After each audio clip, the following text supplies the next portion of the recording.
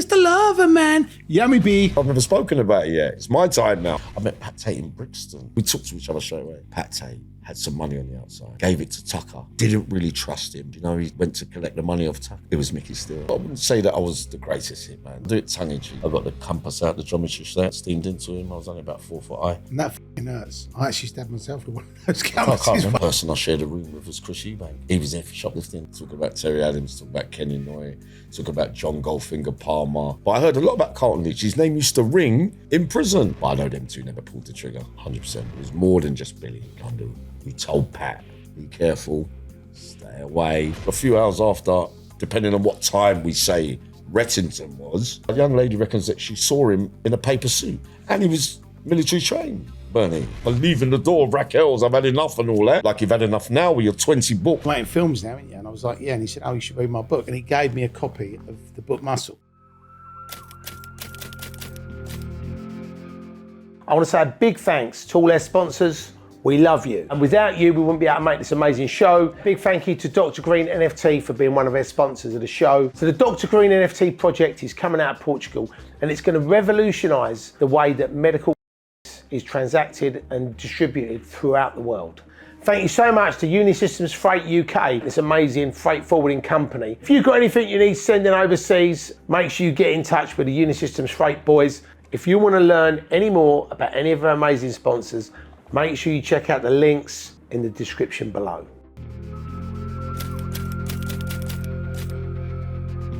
Welcome back to the Criminal Connection podcast. My name's Terry Stone, aka the Podfather. Today we've got Mr. Lover Man, Yammy B. What do you think? See it, Tel. I'm not getting on the X Factor anytime soon, am I? Well, you've done that, doesn't it? You can get in. You don't have to try too hard, Tel. You're like me. So you are 56 years of age. Don't shout that out, Terry. No, I've got to put it out there. I ain't, Terry. I ain't 56. Right, because 36 years of your life, you've been behind the door. And that is a long time in anyone's book.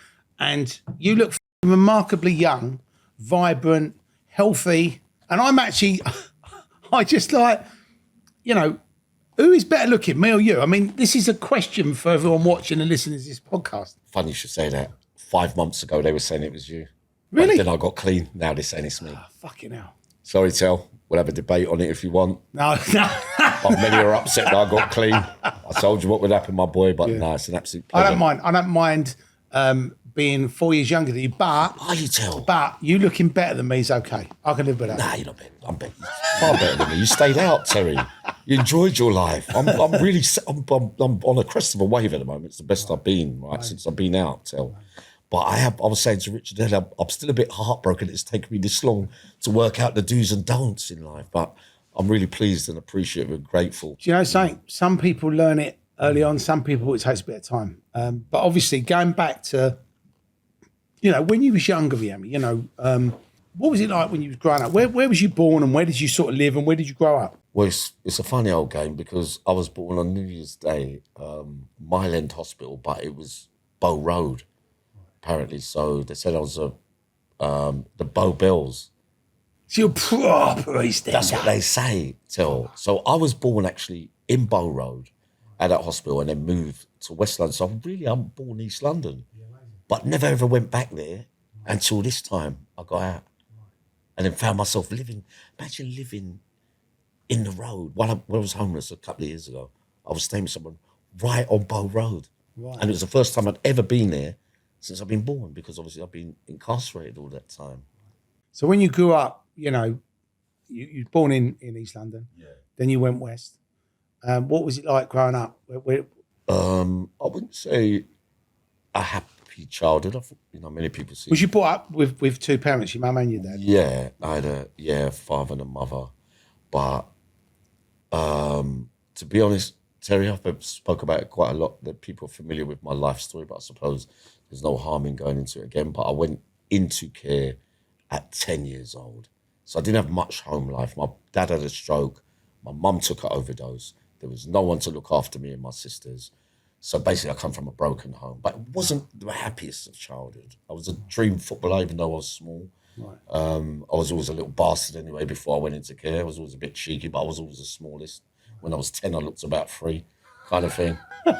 But Not my dad used to hit my mum, but I was kind of not like my father until late in life. I realised there was things that my mum did. I was a mummy's boy. Ultimately, I never really liked. When I went into care, before that fateful day of going into care, mum really started to be an alcoholic. I didn't like people taking advantage of my mum. No boy really does. So I used to go in search of her when I was in the children's homes and that. Quite sad, really, emotional. I used to sneak out from the children's homes. But my dad was a very strict man. He was in, I think he was in the Indian Navy. But because of the kind of way he used to handle my mum a bit, I didn't really know as much as I did in later life about their relationship, to be honest. So I took sides more with my mum and didn't like him hitting my mum, if you get what I mean. I don't think anybody would like them. I mean, my dad and my mum's boyfriends were the same and did that to my mum. And you know, as a kid, I actually wanted to kill him. I mean, there was no ways of mixing the emotions. It was like, you know, I actually wanted to kill these people because, you know, at the end of the day, it's your mother. Yeah. And, you know, got mentioned it women full stop. You know what I mean? So when you see that, you just wanted to switch them off. I know it sounds extreme, but that's what you felt like doing. Well, that's the normal. I mean, I'm glad I never had certain traits that other men have got, Terry. For all my faults, at least I've got none of that kind of history. I've always been very restraintful there, maybe too so sometimes. And I suppose the shock of, in the end, till before my dad died, I was in Whitemore, Cat. He had 6 months to live. Never really had no relationship with him. Like I said, it's a broken home kind of thing. And then him saying sorry to me, I'm sorry for certain things. I was saying, Dad, but you haven't really done anything. And just before he died, he says, one of my sisters, legitimate, that my mum went with another man, so you got me in the middle of two sisters. But he only says that on his deathbed. So then that would be the reason why he loved my mum. Right. But that she did that to him. Right. Do I regret not having a relationship now? Actually, you know, because I can honestly say that he loved my mum. Right. And he'd done everything, even right to his dying days, he was still with her. Yeah. But sometimes I think I got it wrong. I was a bit harsh on him now, with the knowledge he's only human. And when you get wronged, especially when you love someone, it's kind of hurtful. When they do so, it doesn't make you want to hit a lady, of course. You show, but from that era, when was that? The 70s? 70s. See, 60s even. 60s, wow. Because he went to prison for it. I mean, I think in foster care, yeah. I think in the 60s and the 70s, you know, I think men were a little bit more uneducated and they would actually like knock women about, knock their kids about. 100%. It was just like, you know, especially working classes, you know, it was the, you know, the belt would come off, the shoe would come off, you know. I used to get that. Wait, but then it was more like, you're the, not being disrespectful, but you're more the woman, you do the cleaning and all that, I'll go to work and you do as you're told kind of thing. My mum worked, right? But she also did the cleaning, the cooking. Yeah. And you know, as a kid, growing up in that environment, that was normal. But looking back on it now, it was like, you know, you're going out earning the money. She's going out earning the money, right? You're going down a pub, pissing out the fucking wall. She's doing all the work. She's looking after me. And then you come home and it's like, where's my dinner and all that? And being all handsy. At the time, you know, I used to be angry about it. But now I look back on it as a growing up, I just think, what a fucked up, you know, existence. Like the dysfunctionality of it. In reality, but then if you look at today's, it's worse, Terry, I'm afraid. Really? Because you remember one parent now. Dads are not in most of those sons and daughters' life, or vice versa. Yeah. They're disrespecting young girls now. You wouldn't be able to, in our day, you can't slag off someone's mum. Right. You can't slag off someone's daughter. No. Very rarely you could see that in our communities where you can be rude like that. It's more respectful. Now they're doing things. Respect definitely has gone. And they're shooting and killing, murdering. It's a regular thing. Back then it was a one-off crime. It'd be front page headlines twice a year that he shot her or they killed him. You know, something really, now it's every day. Yeah. So you have to say morals and standards have definitely dropped. And I've been shocked since I saw them all come into jail anyway, the new generation. Wow. They can't really do much on their own, only in big gangs and all that, come from a different era. Again, I felt sorry for them, but their behaviour around respectful in the communities where you got auntie and your gran and are scared to come out, it wasn't really like that back in the day, to be honest. going back to what you were saying about when you first went into care, I mean, what was that like for you, Yammy?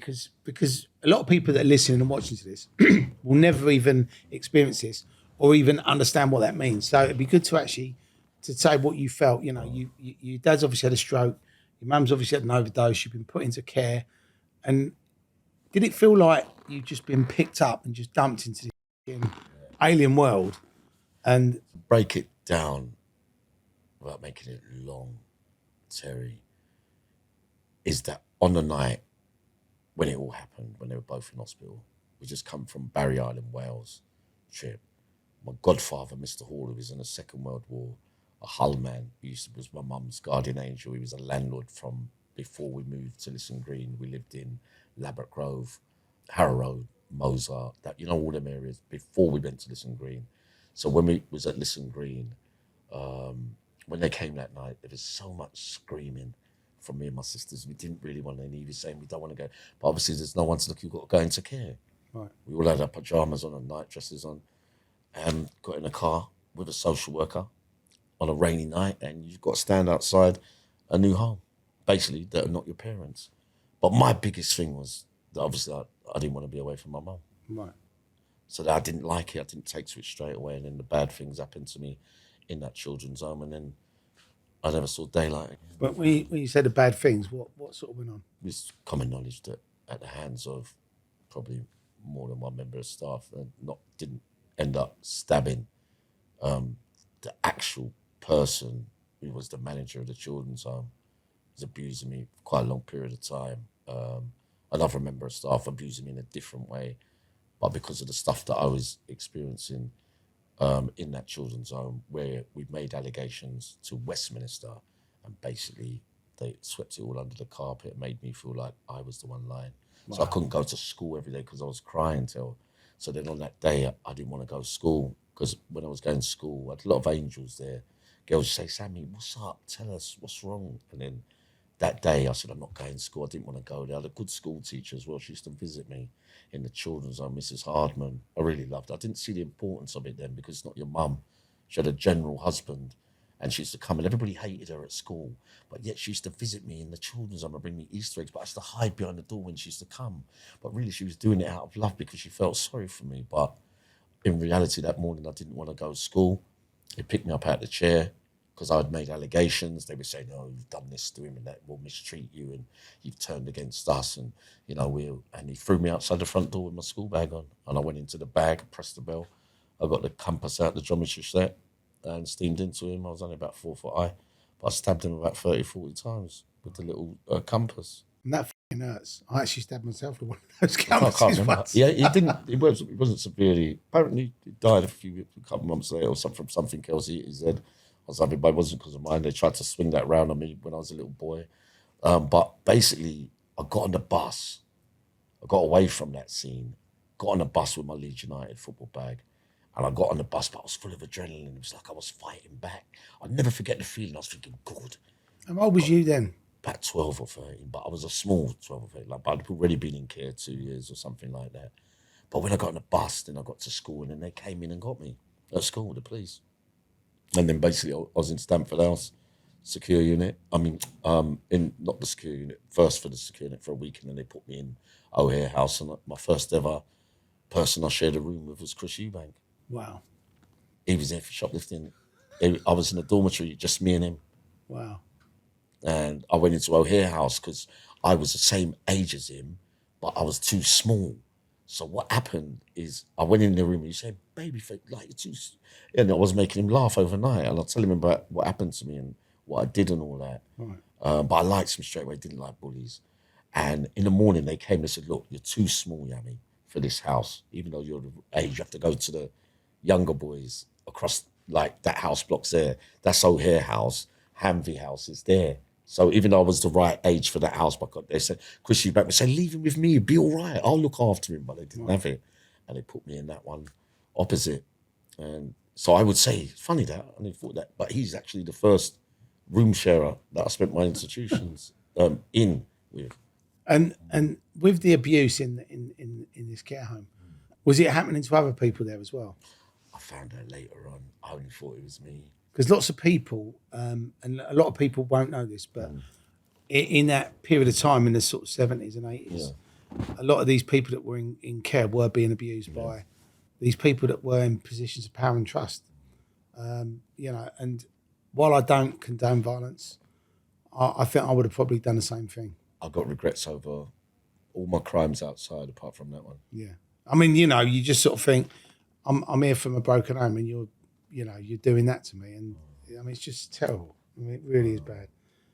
And they never ever got brought to justice, these people.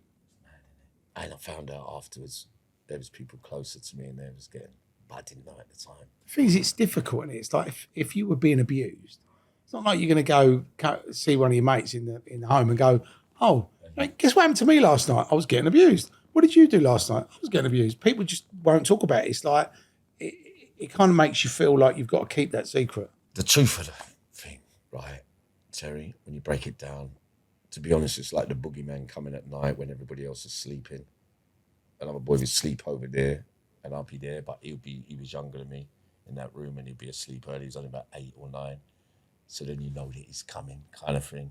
And you got to lie there, your face is under the blanket, but your face is red because, that's where I think my people pleasing came from as well. Like you want to say no, but you can't. You know what I mean? Is that why you agreed to come on this podcast?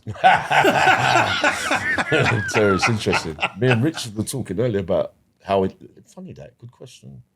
Because the people pleasing, I believe, anyone that tells you, because you couldn't say no, and anything that everybody asked you to do, you became passive when, even if it meant killing someone for someone else, you go and do it for them, but you wouldn't do it for yourself. I've actually got a long list of people that I want to be killed here. I would have done it for I'm you.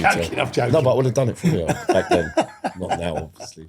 But obviously you ended up then coming out of the care system into, was that like a Borstal type? Yeah, just a young boys prison. Like young offenders in just before detention centre, Stamford House. But and then all when the you bad kids are there at the same time, really. Right. And then when you was going through that, did you at any point think maybe I should sort of, straighten myself out, get back on track, or do you think that was literally the catalyst for you just to play up and become a nuisance? Well, it's reality, Terry. And I got allocated from there after being incarcerated there for quite a while. They put me in a children's home in Mozart Estate where everybody basically was a criminal, burgling rich people's houses. So I went straight from there to there, and then having been around a lot of boys in there for various crimes as well, some disturbing, but, all dysfunctional homes in care like me for different reasons, but round about the same thing, really. Then I go there and, I'm idolising some of the bigger boys wearing, a lot of gold jewellery and croc skin shoes and the blues around the corner. You want to be just like them. And that's how I want to be like you came from Jungle Book. I want to be like you. I want to walk like you, and I want to talk like you. That's Tony Argent's favourite saying. Right. That's what he calls me, Jungle Book. He calls me Mowgli. Right. Don't like it, really. I prefer King Louis. King Louis is the king of the jungle. So then what would you say was your first crime? First crime, apart from stabbing the abusers, 12, my first crimes were high-class premises, burglaries. So I learned they used to dress me up in the Boy Scout kit, make me knock on the doors because I looked so small. We should have had dib, dob, dob. Any car washers, knock the door, sweet and innocent, no answer. They come in and burgle it, but that's what I was used for. What was you stealing then? Was it jewellery or? Jewelry, yeah. Right. Yeah, like in rich area. We were surrounded in West London. There was like Harrow Road, the ghetto kind of thing. Lebbek Grove, part of ghettos, but surrounded by Bayswater, Hyde Park, and then further West Edgware Road, Marble Arch, Park Lane, Mayfair. Like the rich areas are not far away. Regent's Park, Baker Street. So we only had to go around the corner, believing, of course, wrongly now, that to get proper touch, and getting into people's houses with more chance, if you do rich people, sadly again, the more chance you have of getting luxury jewellery and better stuff than you would do from robbing the next door neighbour, say. So I never got...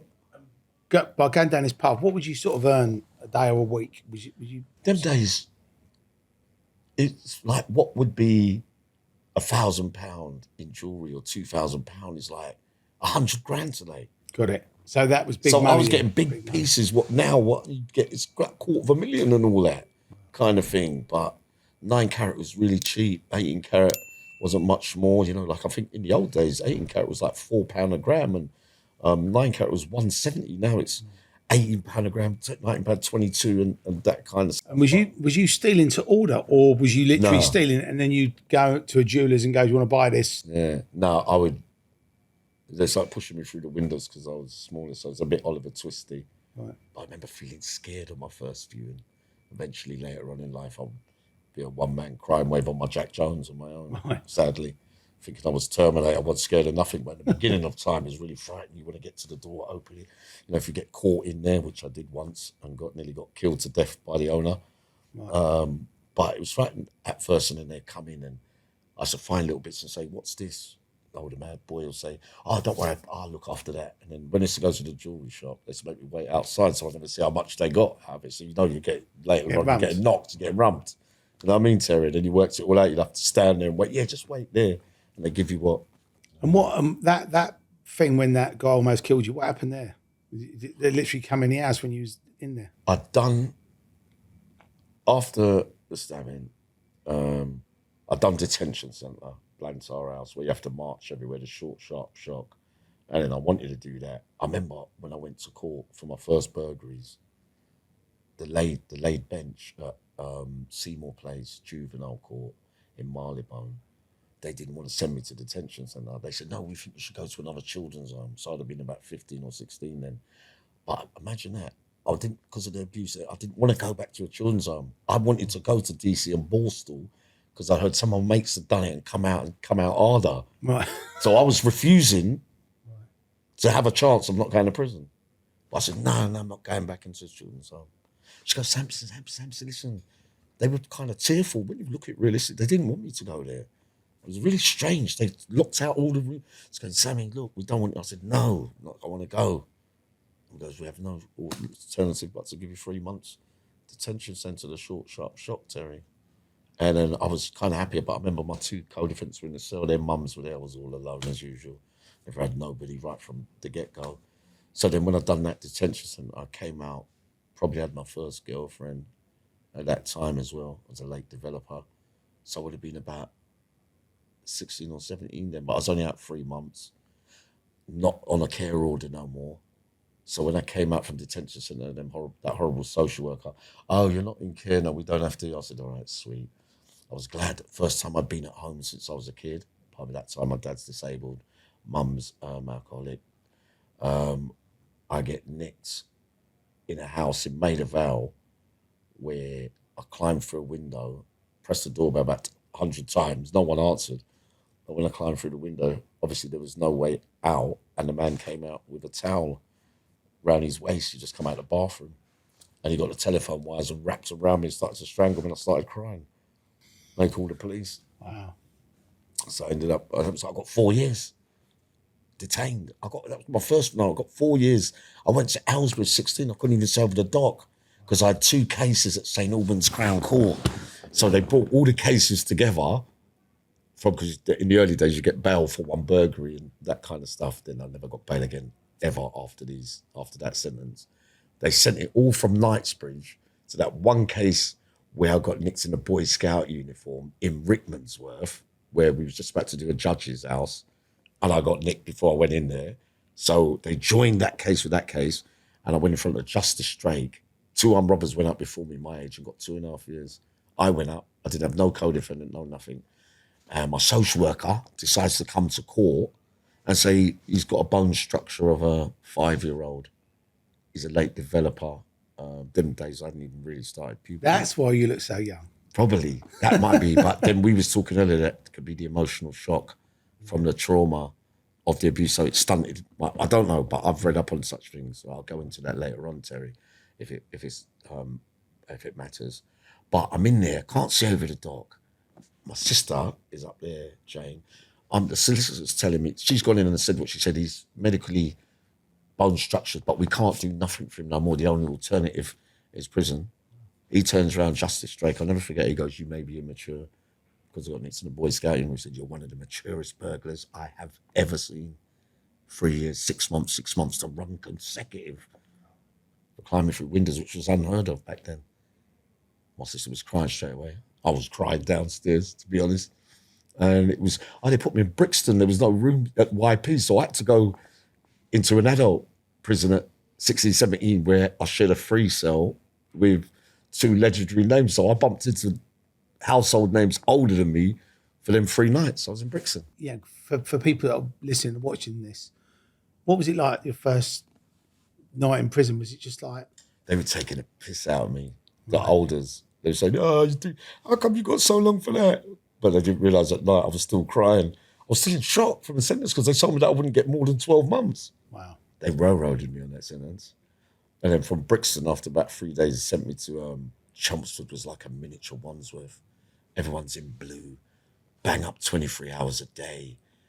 All the kids there, the bad ones from back in the day, some of them already done Borstal training. So I went from Chelmsford, and then they said, no, you got to go Aylesbury.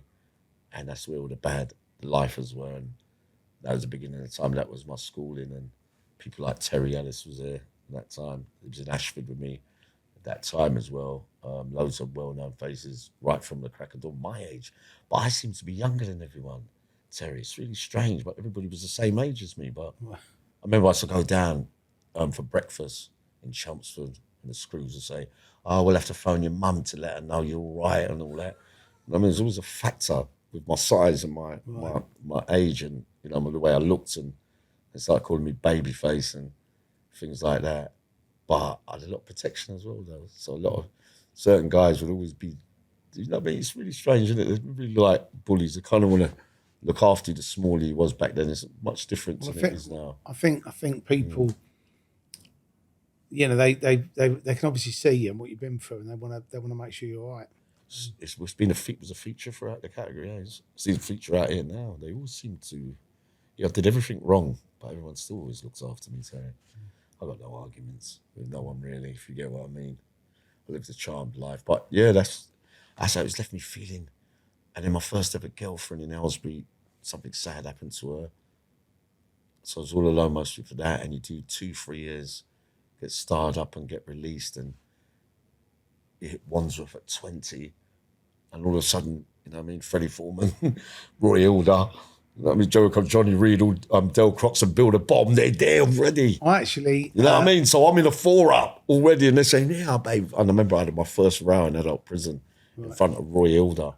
Roy, so this will make you laugh. I was at a dinner a year ago, a charity thing, and he was sat next to me, and I got chatting to him. Frank Sinatra, blue eyes. Yeah. And we was having a chat. Magic footballer, He's a great guy. Magic footballer. He used to always wink at everyone. He liked me. I had a row with someone in the morning. Some geezer come in, right, from Luton, because, I was cheeky and a bit mouthy, but, in the adult prison, they used to always look out for me there as well. When I first got to Wandsworth, it was terrible back then. But I loved Roy Hilda, right? I don't know if he remembers me, but he's a magic footballer, this geezer. He outside of the boot, things, he used to be able to find players just like that, right? I used to love playing up front when he was in the midfield. He's proper baller. I had a link with him outside through someone else. Gave me a number. He likes me way back in the day, right? So within the cell, this geezer comes in. He's taller, obviously, than me, bigger. But I was more stronger than what I thought. But he was talking to me rough while they were in the cell. But Roy Hilda was looking at me like, saying, don't have that. You know what I mean? So I upped the geezer, but I knocked him out. But I didn't mean it. But I got the look at the drawer. But he fell down on the bed. And I thought, when he went down, we said, Yammy, you fucking strong you are. That was my first adult fight in the cell with Roy Hilda. Did Chris Eubank give you some tips when you was in the room? No, I used to go in Stamford Owls. They used to have the gym, Mr. Simons, a dark gym PI, like screw PI, but not child one. Then he used to take everyone on the pads and put you in the ring against people. So I was the lightest, the smallest, but I had a good style. But Eubank, he tipped Eubank for the top, Mr. Simons. I remember Eubank having a fight with Neville Douglas. He was a great fight, though, wasn't he, Chris? I felt he was realistic and honest. Chris Eubank, decent man, has been for a lot as well. my heart goes out to him, to be honest, with what he's been through as well, even recent times as well. But very, very strong boy. So you're doing your 4 years. You're knocking people out. Yeah. I got released from there with a little bit, but ultimately it came out. Then I met my son's mother only out a few months again. But then I started to have all the bigger touches of money with the burglaries. I was more advanced, finding things more. You know, I was getting 10 grands and 15s and, you know, big diamonds. And That was a lot of money then. a lot of money then as well. They accused me of doing Huey Green's house opportunity knocks. He had an apartment allegedly on top of Baker Street train station. I remember Apartment's that. called Chiltern Opportunity Knocks, but I nicked. He was living with, apparently living with one. My fingerprints are in there. It wasn't me, but it was. But I took a fur coat, a white fox, and something else. But I remember when I come up on Prince, and I got nicked in '85 after Aylesbury and that first sentence of 3 or 4.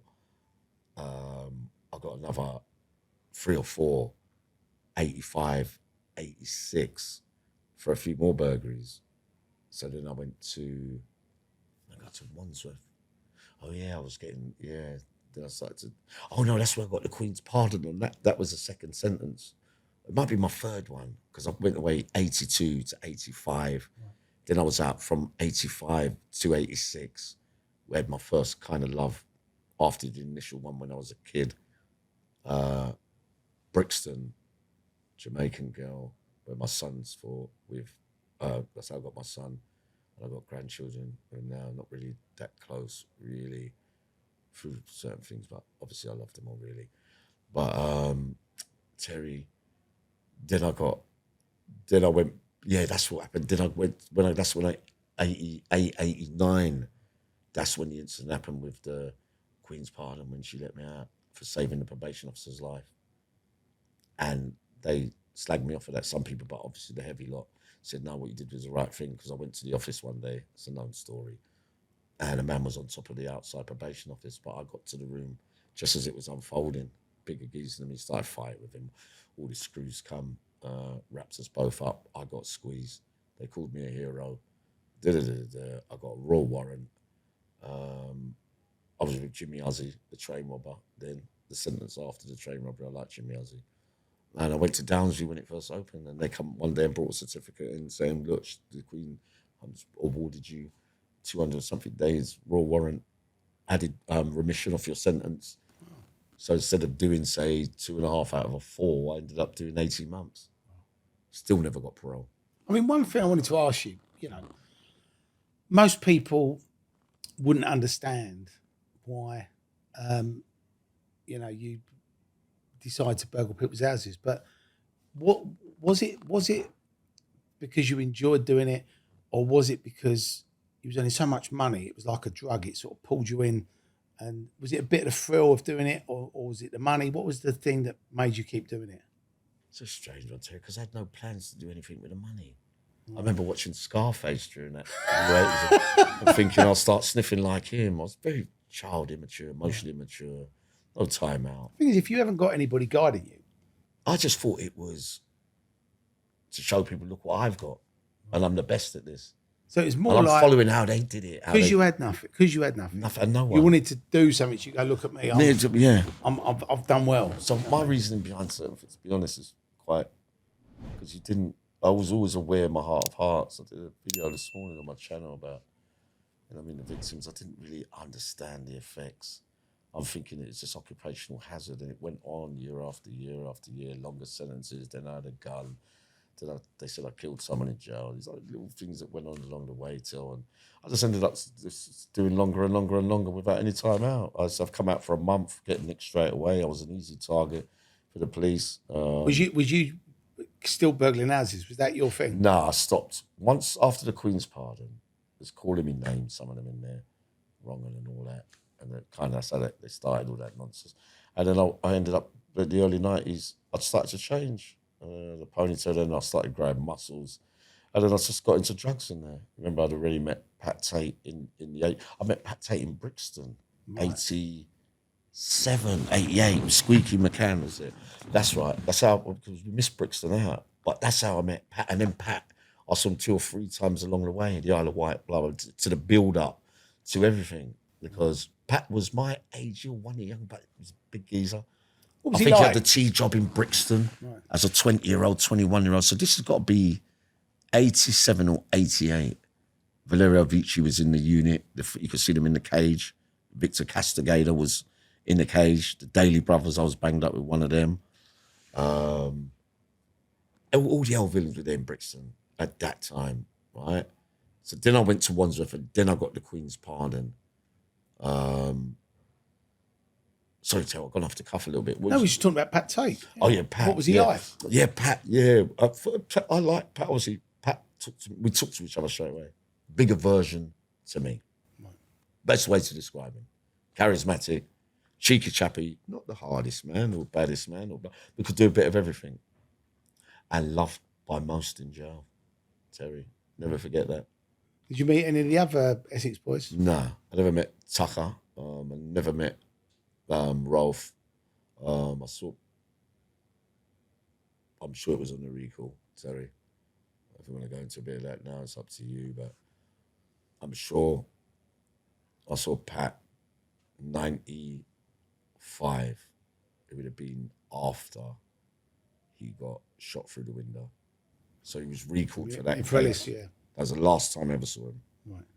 And I categorically tell you today, it is true that Pat Tate had some money on the outside, gave it to Tucker to look after, didn't really trust him at all. They never really, they've got this thing completely wrong with Pat Tate and Tucker. Pat Tate was getting what he wanted out of that relationship, all right? To just have it straight, he didn't trust Tucker. Do you know he went to collect the money off Tucker?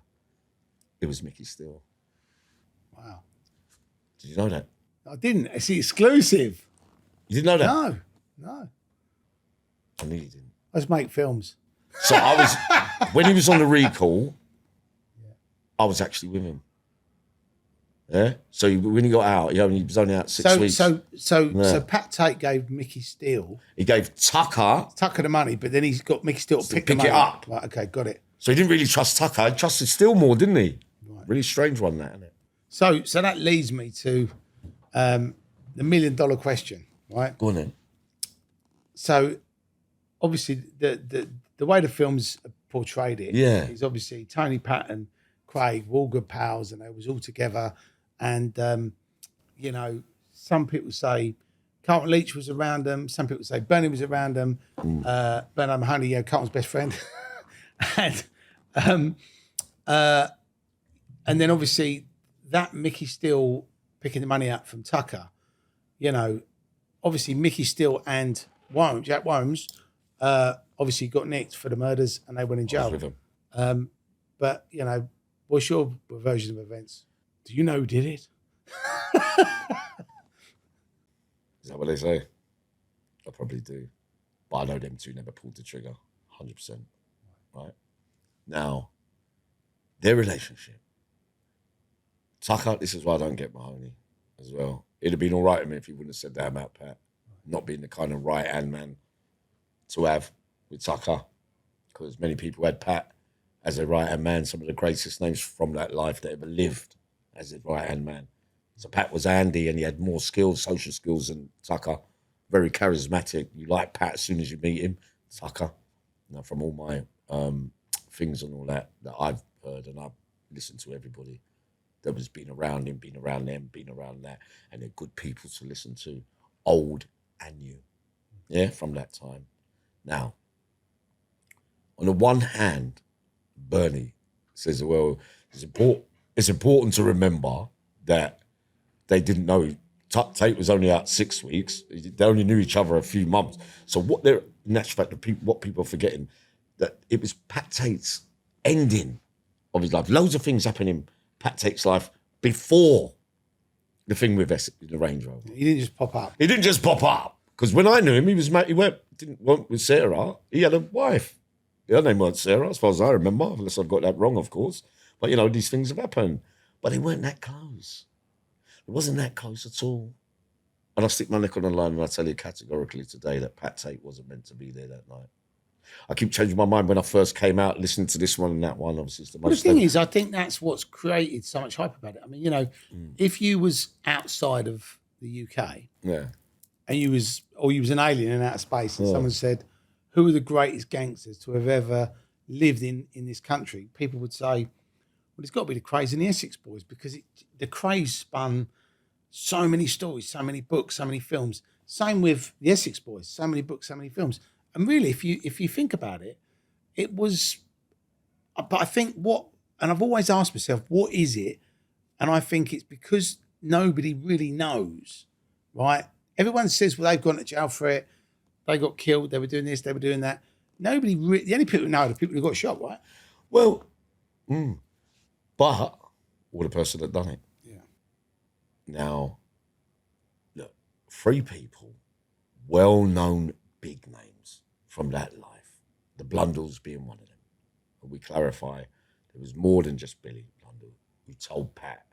Didn't tell the other 2.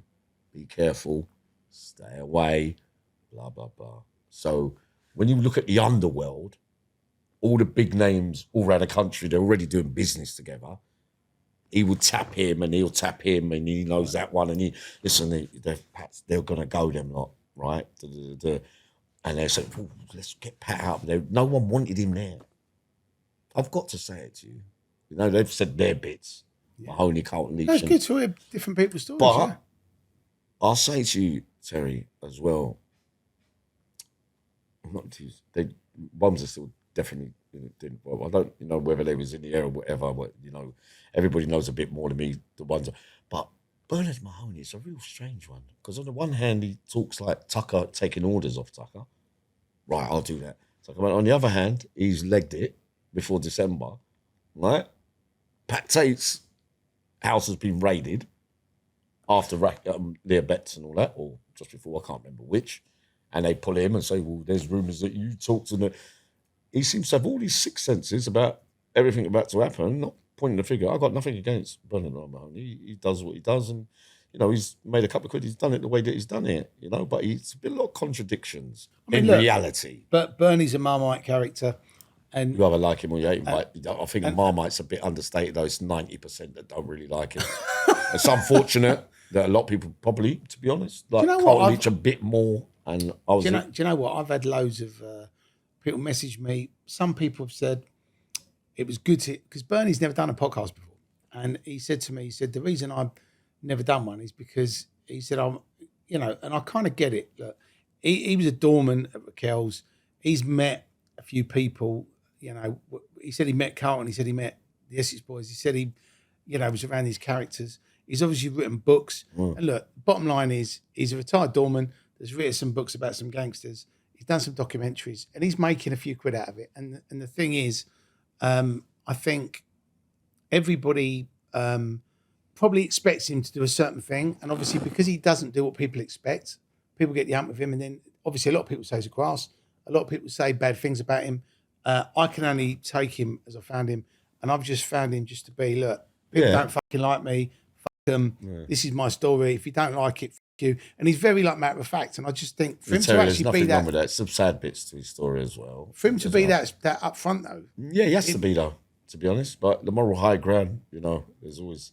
Listen, there's 3 truths, right? There's his truth. Yeah. There's other people's truths, and then there is the truth, right? Yeah, so but everybody adds a little bit on. Yeah, but then he says they add a little bit on, Terry. But at the same time, you got to be accountable.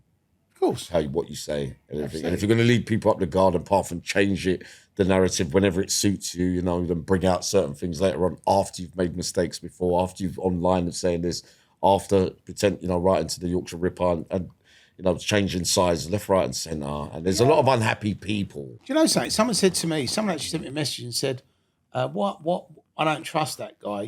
He wrote to the Yorkshire Ripper. Yeah, that's just one though. I don't know. Thing. I don't know why anybody would want to write to that fucking div. Yeah. Well, unless he was after Mahoney was probably after a story again. But I reckon he probably. And this is. I'm not defending him, but if in my mind, he's probably thinking, I'm going to do a book about him. The truth, which is I mean? You're conning and deceiving to get in, and you're using that method. But the only thing you've got to remember, he is an ex-criminal as well.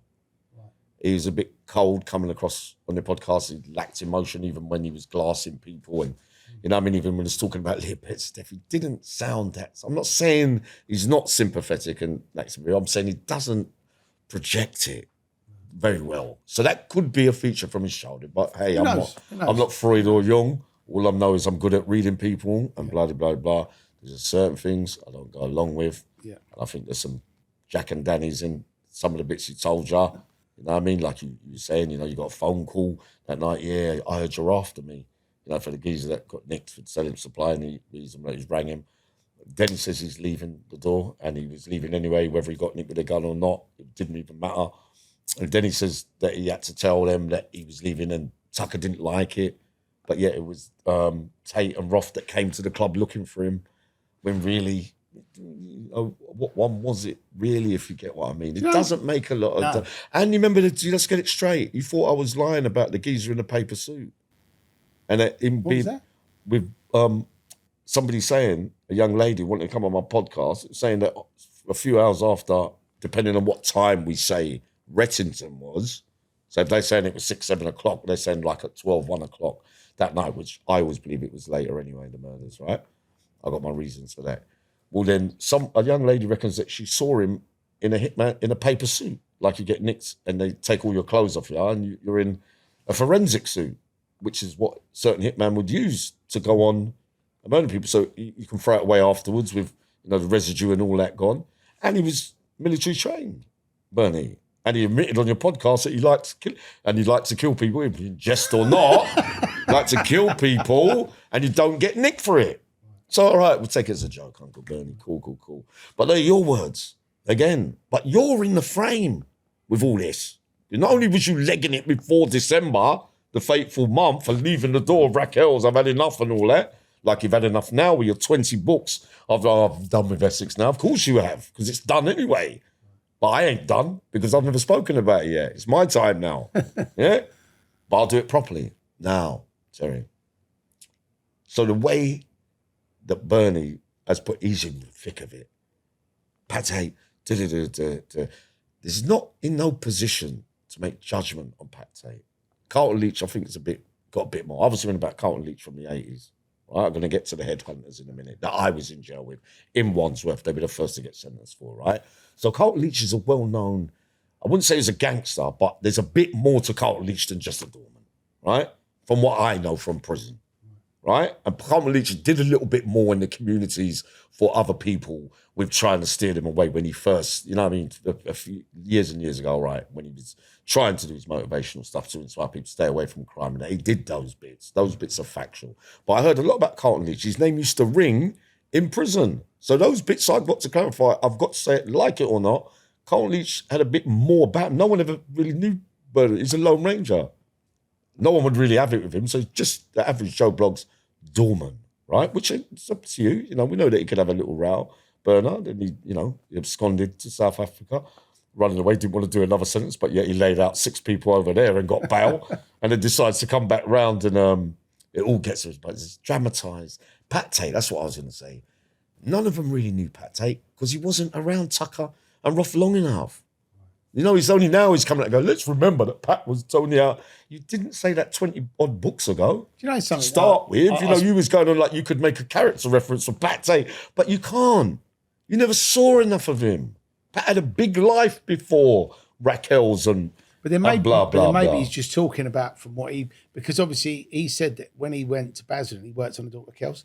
So he probably come into the party late as well. He come into the party late, but then to make judgment on a man that's been out 6 weeks, prior to that, he'd just finished 6 or 8 before he got shot and got recalled. So you're talking about from 89. From that time, 3 times I saw him along that way in prison, in 3 different jails, or 4 even, maybe. We go back to the bit of the 80s when I first met Pat. So then, you could never have known him. You can't make judgment. You would have saw him a few times during those few weeks. It'd be like me popping out, going on my crime spree. Yeah, I saw Yammy, but then he got nicked. And by the time you get back in jail, you're lying there, boy, he wasn't out that long at all. But while you're out for a month, it felt like a long time. You know what I mean? So, not really realistic with some of the stuff they say about Patrick Tate, right? Carlton Leach, I believe, has been a little bit more honest, I think, and I have to tell you categorically, that it is my belief that Carlton Leach was in Faces, Epping Country, with Tucker, 3 or 4 years before all that happened. So from my knowledge and things, from the stories that I've got from people that was there, is that Carlton Leach would have known Tucker before Bernard.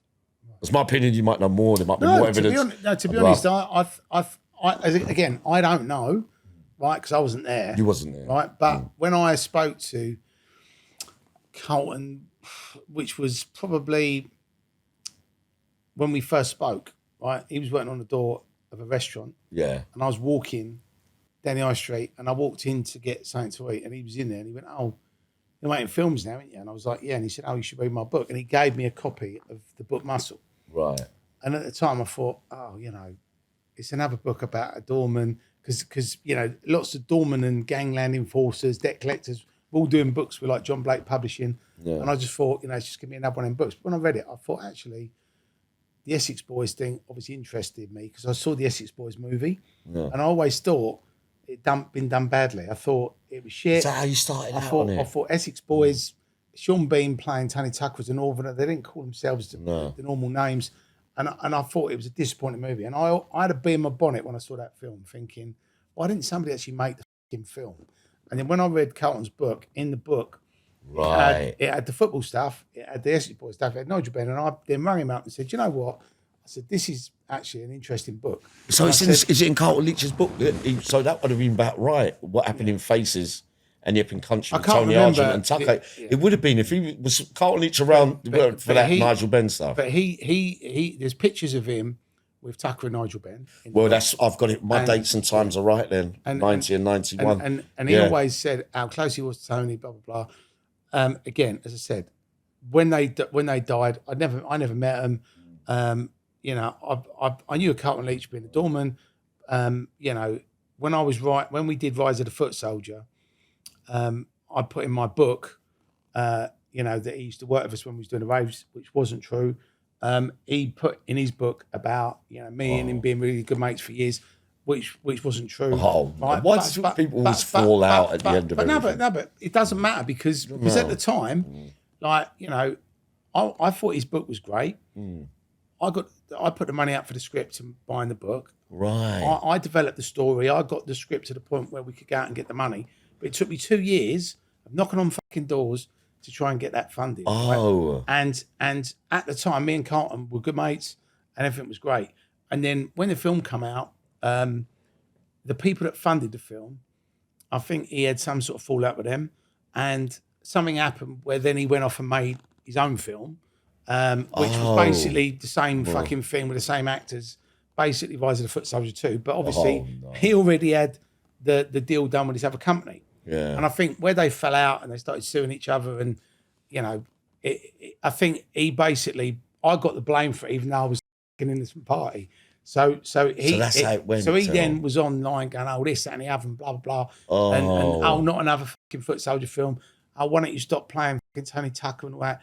It's a liberty and all this. And then he kept going on about the families. What about the families? And it's like, mate, if you were that bothered about the families, in the beginning, you'd have said, let's give the families a cut. Actually, out of my money, I'm going to give the families a cut. So that only comes after the event, right? And the thing is, that's what Mahoney's done as well. Yeah. Listen, mate, I genuinely, for anybody who's watching or listening to this, right, the family was never discussed, right? If they were, they would have been factored into the equation. And the thing is, if you do a deal with somebody, if somebody says to you, I'm going to give you £1 million to make your movie and put you on the map, right, and you sign a deal with them, that's the fucking deal. You can't cry over fucking spilt milk. No, and the thing is, that's essentially what's been happening over the period of time. I didn't. So you clarified. Yeah, and the thing is, obviously Carlton sort of, portrays that he set up the inner city firm and he's done all this stuff. He's definitely a member. Right, he was not a founder. No. But the people who set it up was Andy Swallow, Vic Dark, Danny Harrison, that's right. And he was obviously on the outskirts of that, as was Cass Pennant. But the thing is, for me, when I met him, we were all pally And I'm like, I'm doing my book. Oh, because he redone his book and he called it Rise of the Foot Soldier. So obviously he put an extra bit about me in there, and I put a bit about him in my book because we've all pals him. But for some reason, it's that thing where if me and you did a deal, yeah, and then somebody else comes in and helps you with something, right, and you fall out with them, don't fucking bring me into it, right? And the thing is, right, if that had been me, I'd have picked the phone up to you and said, "What's going on here?" And then you'd have gone, "It's nothing to do with me." Sweet. And then I would have dropped you out of it, right? But the reason why, obviously, we've had not a tit for tat, but I've just gone off him basically. Is because that's all because I haven't really researched about Terry, to be honest. And then listen, now you've clarified everything. But that's how relationships are all the fucking divs out there will go, "Oh, Carlton said this and Carlton." But I've got no reason to fucking make up any stories or tell any lies. No. That's fucking how it is, right? Yeah. And the thing is, that's what happened, right? So if I was Carlton, I would just go, you know what, Terry's right. You know what I mean? I apologise for bringing him into it, but let's all just fucking forget about it. He's a 64-year-old man. I'm 52. But we've got better things to do than fucking have a beef or animosity. Do you know what I mean? But I haven't actually got a problem with him. But I find it childish that he has to keep fucking going on about it. That's why. Well, I can't remember. See, in 1980s, right, when I was in Wandsworth, at that time that I explained earlier, in this chat. Now, I remember a Chelsea firm, ICF, coming to Wandsworth. First case of its kind with football hooligans of some kind. They were locking them all up, weren't they? They were locking them all up, and there was I thought one of the geezers' surnames were Last, but I could be wrong, right? There was Mariner and Andy Frayne. There was a few of them. Right, there's a few of them. Now, it was big news that they were on their way to Wandsworth, so there's mixed emotions and feelings them being Chelsea. And I can't remember if there was racism, but I can't really go into it. But I knew at that time, the reason why I remember it so well, and I was remember it on the way here today, Terry, is there was another case from Essex at that time with a big dark geezer called St. Ange, right, and another two geezers where they were in army uniform and they had someone in a swamp or they got manslaughter. But it was a big case in Essex or not far from East London. Wow. Yeah, so them cases stand out in my mind because it was the 80s and they came at the same time. I'm thinking, so whoever remembers that case, but I can't remember. Yeah, because one of them, I was on the Isle of Wight with one of them, but it was definitely a manslaughter, and it was definitely so I remember the ICF coming in, and they were called the Headhunters. So I only got a picture of one of them in my mind when I look back. Was it the ICF or the Headhunters? Which one was it? Headhunters is not the same thing. Chelsea. Oh, it's Chelsea. Headhunters are Chelsea. ICF were West Ham. Yeah. ICF, but I thought the Snipers were West Ham. The Snipers are West Ham. Yeah. So I was always of the belief because Tony Sabini, the long fella, but they were snipers, but I thought they were the rulers of that crowd. Do you know what? They might have been. That's what I said. So the ICF, that's... Because it was like... So they're West Ham as well. But why was I thinking ICF was Chelsea then? No, ICF's always been East. East, right. West I didn't know that. See what I mean? So, I always heard it was the snipers that were the main players. You're related to the long fellow, aren't you? No. I thought you were. No, I don't know who's told you this, but that is, someone said that I said it. There was just rumours that he's my uncle, but... Oh, it's a rumour. Right, okay. It's a rumour. It's a rumour. Yeah, but they were the football original. So that I wonder if they clashed then. Oh, for sure. Oh, they did. I mean, listen, all the football firms wanted to kill each other. I mean, people. So I'm not up to the time. See, the football stuff, I kind of. I mean, so that lot I saw. So the Headhunters is different. See, I never got involved in that because I never got into football. No. And in the 80s, I was putting on raves. So I was going to raves late 80s, and then in the 90s, I started promoting events. So my whole existence was around the club scene, and I had no interest in football. And I always used to think, you're fully grown men, meeting other fully grown men, and you're like stabbing and trying to kill each other, going to jail, but you're not getting paid for it. There's no reward. It's just like, you don't support my team, so I'm going to fucking hurt you. And I never understood that. And I've been at football matches, and obviously not being a football fan, when the other team scores and you have like grown men crying, I'm like, it's only a fucking game, and they're like, you don't understand. It means everything. But it's hard as a non-football fan to grasp, you know. I know what they mean though, because when I used to travel and go and watch Leeds, even though I was little in the early days, when the crowds used to come out, I used to get a bit excited when they start running at each other and all that. It's like almost going into so I've had the experience of what they must be feeling like, but obviously, ultimately, you just don't get why you would want to risk going to prison for it. But I didn't realise that, because I used to hear about Carlton Leach from prison. Like I said to you, didn't know nothing about Mahoney until really Essex came out. I can't be friends with Carlton anyway now, because I'm Bernard Mahoney's best friend. Well, I don't mind. Well, to be honest, with Bernard Mahoney, I personally, I speak from what I saw, what I heard, and now I'm out. I join the dots from the prison stuff, right.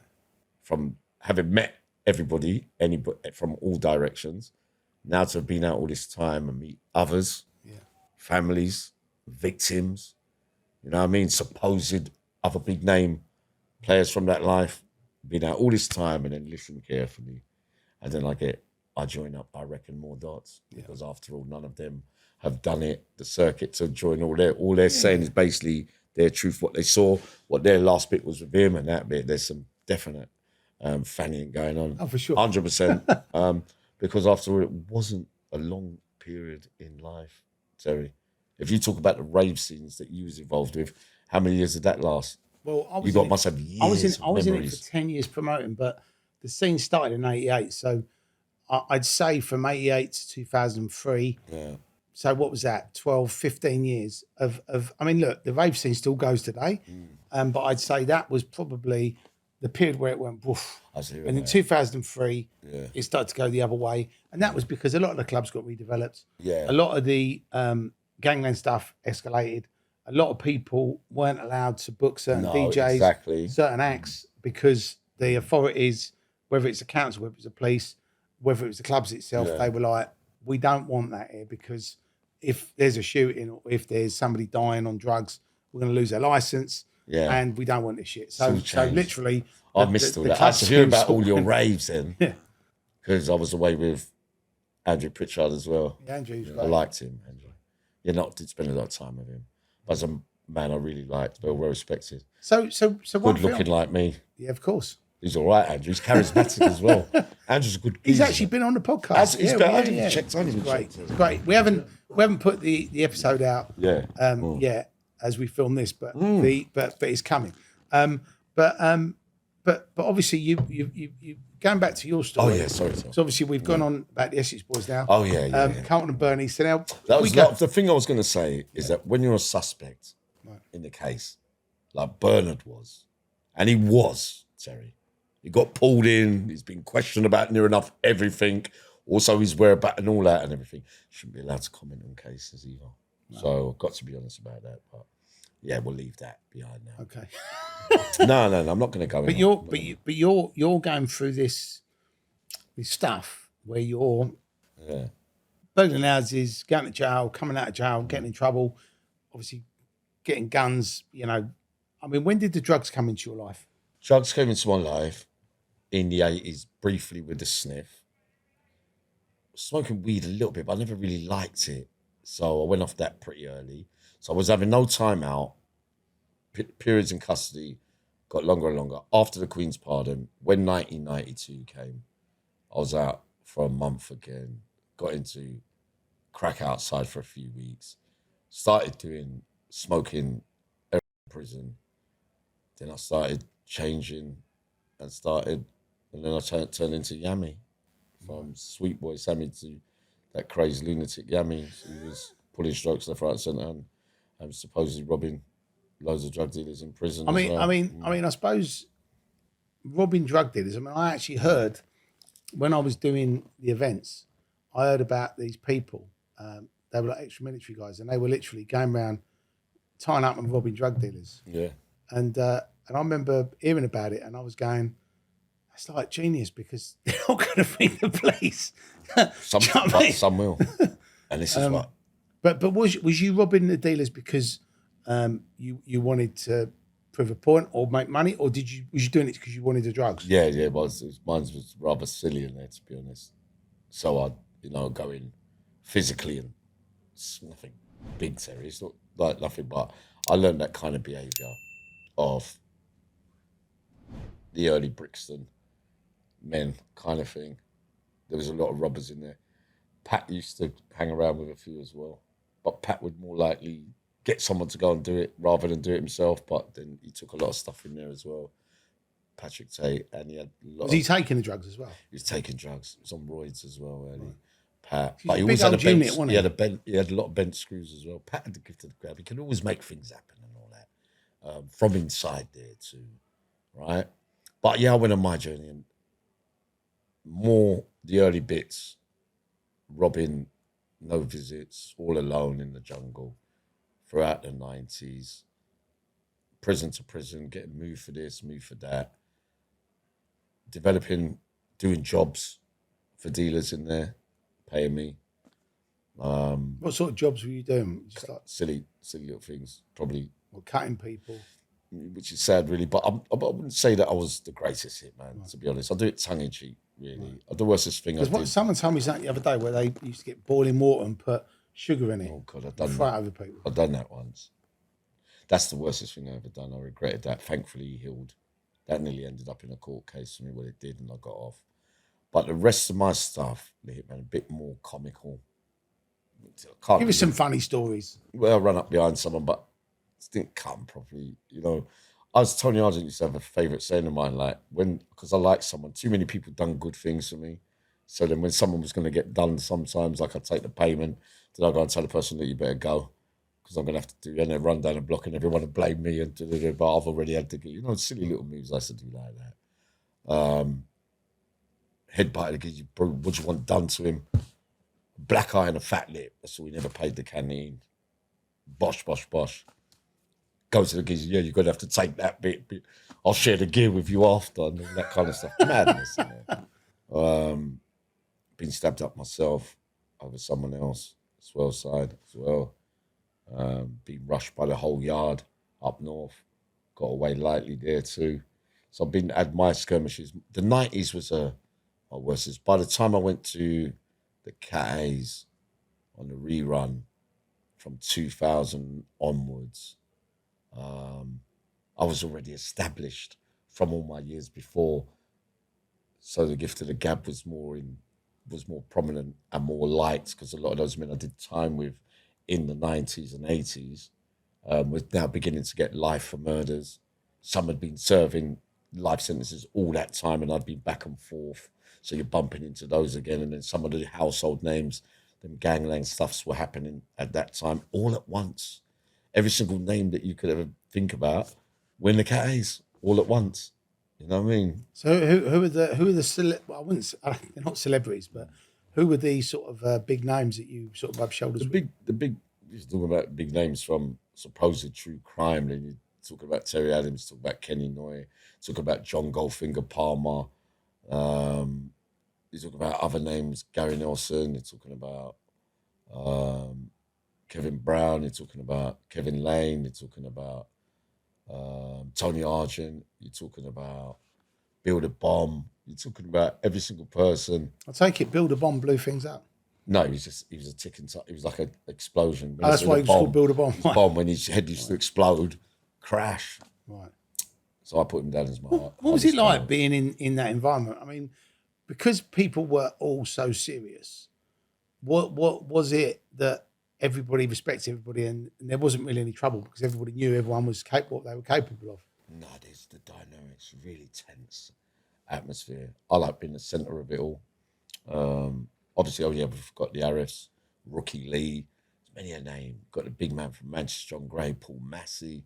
You've got the North East as well, the Sayers, and some other lot as well. And you've got Liverpool lot, all the big names. Just imagine everybody in the same pond at the same time, on the same wing. And you must have had some interesting conversations. Yeah, you do. And then you've obviously got the other one, the killers, serial killers, and anyone that's ever been on the front pages. And I mean, you probably don't want to be sharing a cell with a serial killer, do you? Just you don't share a cell in the Cat A's. Oh, right, so you got your own cell. Nah, yeah. There's no double cells. Right, I didn't know that. Nah, there's no sharing cells in the Cat A's. Right. Terry. So everything's single cells. So it's very, people always thinking what other, it only takes a split seconds. You know, when someone hears you getting disrespected or spoken to funny, everyone's on it, pretends they don't. You know what I mean? People some bit egotistical, but you know, like it's one thing that can set something off.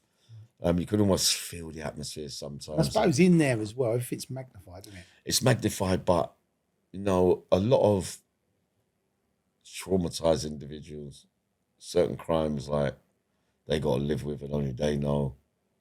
Certain men get on with it and accept their part in what they did and are remorseful really and don't get into no trouble. It's not everyone that gets into trouble. Some keep their head down and get back out, as we've seen, which I didn't think at the time was possible. When you see someone's life off of a 25 or 30, reckon they're back out, 25, 30 years, you think, well, how did, I saw Jack Wilms, Mickey Steele. Didn't think Jack Wilms would get out, and he got out. And that's allegedly 3 murders. But What I don't understand, right, about Jack Wilms and Mickey Steele, you're in jail, you've done all your appeals, you're 15 years in, and there's no more appeals. Isn't it better just to go, all right, it was me, and get out? I know they didn't, but I'm just saying, if you was in there, you know that they're not going to let you out unless you put your hands up. So what as somebody who's never been in that life or been in jail, I don't understand why you just go, I can sit here for another 10 years, or I can just go home.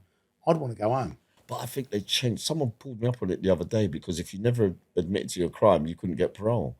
But apparently people saying to me now, no, that's changed, Yammy, that you don't have to. They can still let you out. They let Jack out as a model prisoner, but he didn't admit to his crimes, which he says he didn't do. But Jack never spoke to no one. It's fair to say that, he's closer to staff than he was inmates. Mickey still just does his own thing, but he's getting older as well. But to me, How old are they now? They've got to be in yeah, but Jack Wilms looked innocent. I've got to he's got to be honest. It wasn't my cup of tea, really. Say hello to him now and again. I used to laugh at him slightly, Jack. He never used to me, he definitely epitomised what a not guilty prisoner looked like. And I've met many over the years that say they are and they ain't. But he just never took to it at all. So I've got to be honest about that as well. And I saw him in a couple of places, always on his own, always walks alone. Not everyone's cup of tea. But you could quite clearly see that he wasn't happy about it. Normally, when you've done something, you've got to be realistic in the end. You can't sustain for 20 or 30 years. There's other men in the system who saying they're innocent and they behave differently to him in jail, but they still keep them in jail, Terry. 30 years later, 35 years, been sentenced since the 90s for 1 murder, possibly 2, and they still they don't get a chance to get back out. Mad, mate. You've obviously, done all this time in jail. Yeah. You've now got on the drugs. What was your sort of darkest times on the drugs? Because you mentioned earlier about you had a back injury. What happened with that? Yeah, that was at the end of that last sentence I got out on. I took some drugs, sadly, and I tripped out. Someone said to me, you better not smoke that. I smoked it. What was you smoking? I think there's some paper sprayed with... Was that spice? Something like that. Because someone said to me that sends people... Yeah, but it wasn't at first when spice came, it was like weed, green spice, but this was on paper, sprayed thing. Someone said to me not to smoke it. I took it behind the door, got up off the top bunk bed for what I could fly and dived straight down from the air, head first. Died, paralysed, never to walk or use my hands again. Cervical spinal 3, 4, 5. So I was in hospital 5 months. Then a spiritual awakening there and came back out after that. So my injuries are invisible, but they're there. Terry, I'm lucky to be up. I mean, I'm a very spiritual person. A lot of people don't know that. Is it, Terry? Yeah, I've been... So am I a little bit. Yeah, and I'd love to hear about that spiritual awakening. What actually happened? I was in intensive care and I couldn't move. I had a neck brace on and all that. I was in serious pain. That's giving me morphine every 50 minutes, surrounded by screws, obviously not handcuffed in. And they were saying, I could hear the consultant saying to the staff, Now he's got the same injuries as Christopher Reeve, Wow. Superman. We know what happened. I mean, 3, 4, 5, he never got back up. They said he won't be able to get up and he won't be able to use his hands again. I could hear them saying that. And I imagine a week before I had the injuries, I knocked out, I threw a punch at a prison officer over some nonsense, defending myself. So the member of staff that was on night duty looking after me, when I heard the consultant telling her this, she was like kind of happy because they didn't like the fact that a week before the injuries that I'd done that in front of a full audience in Wandsworth, right? Not happy. It's nothing to glamorise, but it's true. It did take place. So she was going, so he's not going to get. So I could hear her. So I was lying there, and then I looked up there, and I said, "What are you telling me then?" I said, "What are you saying? Is this it?" That's what I said to him, Terry. I said, "Is this it?" He started laughing at me. He says, "Well, you got out of everything else." I go, "So what am I going to get out of this then?" And he just laughed again. It faded away. Then I looked round at them all. I said, "Nah, don't listen to that. I'll be up soon." And they all laughed at me. And when you recovered and you had that spiritual awakening, what happened? Did you then go, I'm not taking drugs anymore, I'm going to change my life? Or did you just go, F it and just carry on? I had about a year left because I'd done the 13 years before that. 8. This was at 8 after the 13. What was the 8 for? What was that for? Jumping over counters with a gun. Yeah. So I did nearly all the 13.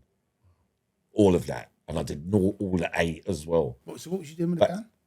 I was jumping over, threatening people behind counters. Oh, so it was like bank robberies, No. Muggy. Worse than my burglaries, robberies, late at night, small amounts of money, raving lunatic, kidnapping the cab drivers, saying, "Stop here."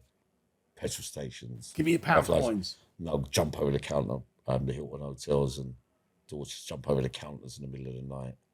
Sometimes pretend weapon, sadly, sometimes with a gun. I was out a few months and then armed siege came for me in Surrey one day, surrounded the whole house, and I was doing 13 years and I did all of it. And then I got out from that. I got my first acting scene at the Young Vic Theatre where I was going to play in a musical. So I came out from the 13, I was in a hostel and I was working for Only Connect Creative Arts Company in King's Cross. So I did one play for them and I was still on curfew and things. I got recalled for going carnival on the first, coming back late. They left me in jail for 2 more years. Then I came out from that and then they got me a bit in a musical in the Young Vic Theatre where I was going to be, I think, a singing prison officer, trying to get someone out on parole. So I did 6 weeks rehearsals and then it came to the 5-day show. So I was getting some good money, but didn't have a major part in it. But then on the 5-day show, Terry, I was in a hostel. Because remember, this is my second recall on the 13. I was only out 8 weeks or something again. So I didn't get out the hostel stage both times on the 13. So I'm shaving to go on the first night of the show. And there's a knock on the door. They said, you've been recalled. I said, nah, mate, you must have the wrong person. It must be next door. I've got to do the first night of the show at the Young. They goes, you, blah, blah, blah. So basically, I couldn't believe what I was seeing. They're stitching me up. Right, so we won't go too deep. People have heard the story before. But I turned on all of them. Anyway, I got recalled. Spent nearly the rest of the sentence till the end of the 13, basically. Came back out for revenge. Weren't out a few weeks. Got nicked in Bishop's Avenue on Millionaires Row. 3 more burglaries and got 8 years. Then done 7 out of that. Done half first. Came out in a hostel again. Apparently I nicked a Richie Millie watch valued at £700,000. Saying that I left a print, I think a bit of blood somewhere in Regent's Park in a big mansion somewhere. So I was in a hostel at that stage. So they're saying I must have done it while I was on curfew in the hostel again. So I never got out of the hostel again. So actually, I ain't even had a night out for 15 years or something like that. Did you ever? So then I got recalled for that, and then I got the injuries. So I served the remaining 4 years of the 8. So I was only out a month then for the Richie Millie. Done and had the injuries halfway through that last bit, and then in hospital 6 months. And then they let me go with 9 months. I got released on the day of COVID, the first lockdown. Wow. I mean, did you ever get to the point where you just thought, I've got to change my life here? When I had the spiritual awakening, when I was leaving prison, I said to them, don't worry, I'm going to be all right. I mean, you've come from being banged up for all that time and essentially being locked down to coming out and being locked down again. But I didn't really notice anything. I don't process things very well with these injuries. Like I was just getting up in the morning, running down the road with the tennis ball, doing my physio stuff. I had my first missus, then that went wrong, came out and mum died. The love of my life, and then like to witness that, and then I ended up homeless. I came out on social media, someone got me involved in YouTube as soon as I came out, so the tide was turning kind of thing. A different channel first, it's a different one that I got now. Didn't really go well. It was going well on that channel. Done Sean Atwood, done James English, and I had about 10, 15,000 followers on the first channel. Then me and someone fell out over certain things. Then I opened my own channel. But after a year, I was on no license for the first time in history. 9 months. Mrs. chucked me out. Didn't work out there for my first ever relationship, sadly. My fault, to be honest. Didn't know what a relationship really consists of. I hardly spoke. Kind of a bit moody, really, to be honest. And mum died in that time, really. And I was still using drugs. So that was the first year. And then I spent 18 months going around the country homeless. So everyone looking after me. Then I got my own TV channel. Started doing my own thing, and just mine's basically been a journey. Since then, I've reached clean time for the first time since I've been out a decent period, I suppose. Terry, now I'm getting ready to do what you're doing, to be a presenter. So I've been getting by. I'm not a presenter, mate. I'm just planning it. I'm the Podfather. You're the Podfather. You're off to a flying start. You'll be all right, Tel. But you'll be another Dodger. You will Dodger Woodall. He's good. I like Dodger. Yeah, you don't have to be. Probably the best ones end up, but non-criminals be the best presenters. The only difference is I've got audits. Mine's been a journey to a build-up now. It's going to be in true Yammy fashion, a big climax and a bang. So looking a happy ending. So now you're clean. You're clean. You've got your own channel. Got my own channel. What else are you doing? TV work, Channel 5, BBC Sounds, talk about Netflix as well. I've got to get the book done. It's been waiting, but I'm glad it's happening. I was going to say, because having their conversations, I did actually think, why hasn't this guy written a book? No, I couldn't, because since I've been out, it's been hurdles and demons. I didn't know. I thought I would have been all right not being a criminal. There's too many other life experiences, challenges that I've had to face since I've been out. Then you've got to be homeless. I've had to rubber the green. I've had the angels through the dark moments. There's been people there for me. Again, you have to wonder why I get a bit lucky in later life. Never had much before, but I'll take that. But I think, obviously, I definitely do your book. And I definitely think there is some sort of film or TV series. I mean, for sure. Because I think going for what you've done, I mean, it's I suppose to somebody who's, watching this or listening to this that doesn't understand why you do it and why you keep doing it. I mean, that's the thing. But if you had your time again, Yammy, what would you do? Would you do the same thing, or do you think in hindsight you'd be like, actually, I've pissed 36 years of my life away. This isn't, I mean, if you were going to talk to your younger self, what would you say? I said I was sad, sad boy, didn't know nothing, really. Just went along for the ride that everybody else that was around me.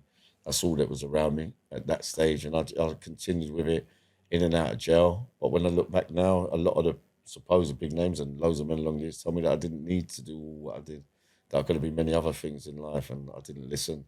Felt like I was numb from the trauma. I even worked that out in the end, and now that I realise I was quite, this time now I've been out, and I haven't harmed anyone, and I don't want to, and I never will do ever again. I've had the battles with drugs and demons. I think I'm getting ready to celebrate victory on that finally. But ultimately, I realised I was just a normal person, but didn't have no life experiences because I realised I did a lot of things without, that were against who I like, what I was like Do you think in that prison. Do you think you're spending any time with young offenders? I got all that. I got all that to Amazing. come. They want me Amazing. to because So I was saying, helping these the people, motivational side of stuff. the to talk. motivational, the presenting. Sounds like you're going to be an actor as well. So they've been waiting, but it's only so many hours in the day. So I'm starting to work out now. I've got to do me and like go to bed early, wake up. I've got to look after the injury. All these little small things that I didn't have when I came out. When I'm looking back now, thinking, what, you didn't know to do that?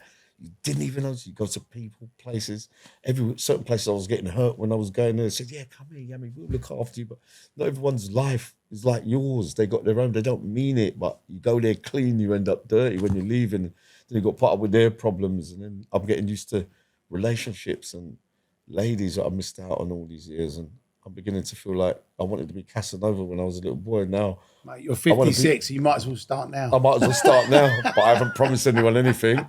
But it's changed that I got clean. I'd always preferred the ladies, to be honest. I really like men still, to be honest.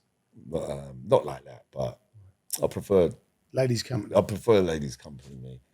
So I'm doing what I want to do in later life. And it's not what I thought it was. It's not what it's cracked out to be out here. I'm surprised at certain things. Because when you're in here, you've got a warped sense of fantasy about what life's going to be outside, but really, better than a man that never went to jail and works hard every day. I realised I could have been that guy now and been happy with it. Because the longer you're out, you're thinking, I liked it out here. Why didn't I like staying out? Why didn't I stay out? There's so many other good things, but obviously it's really harder as well to not make bad decisions and fall into things that ultimately a lot of people have succumbed to drugs and addiction and suffered because of abuse and that kind of stuff. And there's a lot of broken people everywhere. Not just the ones that have been to jail. It's normal day life. People you think they're happy on the outside, behind closed doors, they're absolutely hating each other. So they portray themselves, but nobody's that blissfully happy apart from me. When I wake up in the morning, I was actually going to ask you, why are you so fucking happy? I think Richard has asked me earlier. I just even more worse when I'm clean. And this I just don't get it till.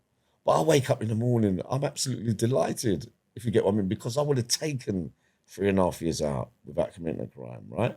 Demons come and gone.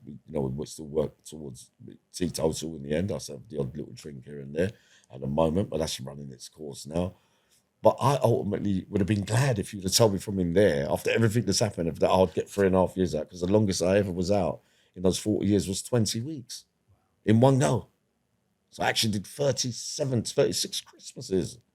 That's a lot of turkeys. And I never sat around the dinner table on Christmas Day, apart from when I was at home, and that was at 10. So I haven't actually, and all the Christmas I've been out this time, it's not really been enjoyable. But for me to wake up and believe, the only thing that I get heartbroken about is about, the victim. For certain of my crimes, most of mine are not known to me, apart from the one when I was 12 and that supposed case I had in prison where there's not really factual, Terry. They said that I killed someone. They brought it to Crown Court. I never got convicted, but they said I killed a serial killer by way of stabbing him in his leg. But, they also Google me and say I might be responsible. They're talking about another name that's attached to one, so I don't listen to certain shit. But I never got found guilty on that. But that's where that comes from. And the world, as far as I know, don't hate me for some of the stuff I do. I hate myself for the burglaries and the robberies. I don't regret my prison behaviour, Terry. So I have a sink or swim in there, especially when you're in the deep end, surrounded by nothing but killers. I learned about victim distress out here now and what other people have gone through that I didn't know before. Because you're kind of looking at men in there and their crimes and thinking, yeah, that was all right. But then you see it from the other side of the coin with the work that I do, bumping into all kinds. And I get messages from people that have lost or nearly died or lost lives, loved ones at the hands of certain monsters that I bumped into in there. And, they're experiencing that side of things. I'm realising, as I was saying this morning on my chat show, that for me, that it hurts when I'm listening to victims now talk to me. I wish someone would have spoke to me and told me how they felt for the kind of things that I've done and how it's left people feeling and that. And this is where the generation, which in the end they'll work out in the end. Sadly, and they won't. The youngsters are going to take much longer these days because it seems to be pretty normal now to say the bad things. I refuse. I don't really even like saying bad things to anyone no more. I even watch what I say. What used to get me mad in prison, outside I'm quite ordinary. I don't mind getting slapped and by a lady, and I don't mind being sworn at or blah blah. I've worked out there's still risky areas with my behaviour in certain areas. Like when I go out and someone says the wrong thing, I kind of immediately think that means war, and it doesn't. You know what I mean? You just got to this life. Deep breath. But I've learned those little smaller things, and you learn where the red flags are, what works for you, what matters the most for you. Going to see that one and this one and that one and that one. I got my own journey. I was alone for all those 40 years. I hardly saw anyone. Nothing was. It was all myself inflicted. I didn't want to live by the way it was, Terry. But ultimately, in later life now, I'm having a quiet chuckle because I feel like I got away. I'm all right. I'm happy with where I'm at now. But then getting clean time, I realised, but hold on a minute. You can actually do a bit more than what you're satisfied with. You could have a happy ending without it having the demons and destroying yourself, and you can actually help people. You can have a message and carry it properly. You can do motivational talk, you can do acting, you can do voiceovers, you can do this, you can do that. You can inspire people by saying, you know what, just be happy, you know what I mean? And be energetic the way that I am. And I mean, I like having a cuddle now. I like having a simple, soft moment for everything and everyone. And I just feel certain days, like I was saying to Richard this morning, I feel broken-hearted that it took me so long to work out. I wish I would have never done anything wrong. That's the bottom line of it. Do you know what, though? It might have taken you 56 years to realise that, but you realised it. So no, but I think had I to always go knew, through but I that. couldn't process it, Terry. It's a big difference when you're doing things against your will, not for yourself, but for others, and you're thinking it's all right to do it, when in reality you was a bit of a softie and a bit of a sweet boy, really. You just felt, you was just gutted. The two things that a boy that you could go through, the abuse and losing, not being with your mum, the loss, and not so much rejection, because your mum's not well, it's not her fault, really. But those are the two most painful things. So anything that happened to me after that, that's why I could deal with the consequences. Because whatever happened that was worse happened early, so that anything that happens, when I was getting all those sentences, I thought, yeah, all right. But it's easy, I'll just go back into the jungle and play again, kind of thing. And you think, there's not a life after that. You think that's all this, everybody's going to be around, all the names you ever met, it's always going to be the same. Everyone's dying, passing away, time moves on. What you thought was the greatest ain't really that at all. And then in later life, I just started to realise exactly what it was. And that in fact, it was me that was the greatest of all time, never bad mind the hardest, because I realised that in later life, I got a purpose to do the right thing and be right by people. Doesn't bother me, that life at all. I'm not interested by it no more. I'm absolutely shocked and flabbergasted that it's taken me this long to realise that I was meant to be just being a nice boy. Like they always used to say to me, everyone's mum used to look, I think the angels were there for me from the start, even when I had no parents, kind of thing. Always had rescuers, Terry, which is why in later life I think I become the rescuer of people as well. I do love a sad story. Much of my work, as well as true crime, will be presenting and interviewing the sufferers as well and engaging with other people's plights, with loss, love, rejection. You know, all these things that I experienced, how did I get over it? How did I deal with it? How did I process it? What would you do if you was me? Yeah, I mean, what would you tell me to do? Well, I'll tell you how I did it, how I felt about it, how I dealt with it. So I mean, Terry, so you can only do by that. And if it worked for me, and I'm like this, how I am today, I'm not going to bring myself downhill by way of drugs and demons when I've got all those things to give back. Well, Yammy, I'm happy that you saw the light, and I'm happy that you've now worked out the meaning of life and what you're going to do. The meaning of life. Someone was dying the other day, Terry, and the last words that he said, I said to Richard earlier, I'm tired today, Terry.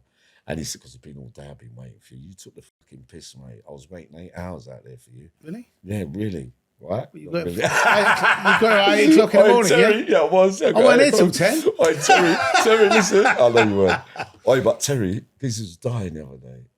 And his last words said, goes, hold on, wait.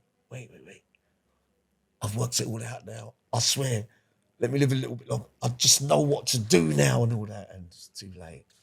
But I don't think you could ever stop learning, really. I think even me and blah, blah, blah, I kept feeling the same. Hold on, wait a minute. I could do it all again and do it proper. You see what I mean? But I just got to pick up the pieces and go with what I've got. So people that watch this podcast and listen to this podcast know where to find you. Why don't you let us know? Because obviously, I also want to spread a bit of positivity, and you are positive. You know, I appreciate you coming on the show. Yeah. But obviously, if you can let us know, you know, where people can find you. Yeah. I'm off. I've got knackered today. Yammy B TV. That's my TV channel. Only come if you want to. I've never said like and subscribe yet. I always say like and subscribe. I never do it. Or else. I like to. I tell you, I always when I have the arguments online, I said I never asked you to follow me. It's a good one, isn't it? Can't get me there. You either love me or you forgive me. You're not another Marmite character, are you? No, I'm not. No, because unlike Mahoney, I've got 90% that love me. There's only a few that hate me, but you've got to remember they're going to hate me for loving this one and that one and how I was in the jungle. I've really enjoyed having you on the show, mate. Thank you so much for coming on, mate. I loved it as well. It was good to talk and hear your story as well. Yeah. Thanks for tuning in to the Criminal Connection podcast. Uncle Yammy, aka Yammy B. What a great guest. What a great journey. If you want to tune in next week, there's another great guest.